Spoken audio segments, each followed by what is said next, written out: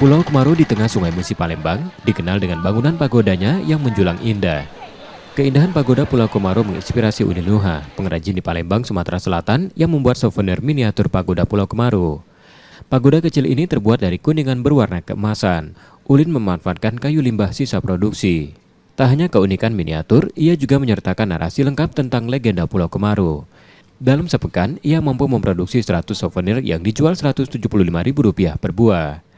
Souvenir dijual sebagai buah tangan, baik di Pulau Kemaru, galeri seni kerajinan, maupun tempat wisata lain di Palembang.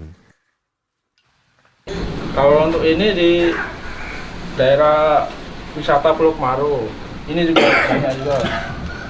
Yang lain tuh di toko-toko khas Palembang juga itu. Seperti di daerah Suro itu udah. Yang lain tuh di kota yang di toko-toko yang jual khas Palembang juga.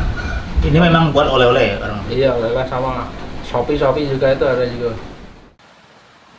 Warga Tionghoa yang akan merayakan Imlek dan Cap Gome membuat karya Ulin banyak diburu. Saat perayaan itu, ia membuat 500 souvenir pagoda.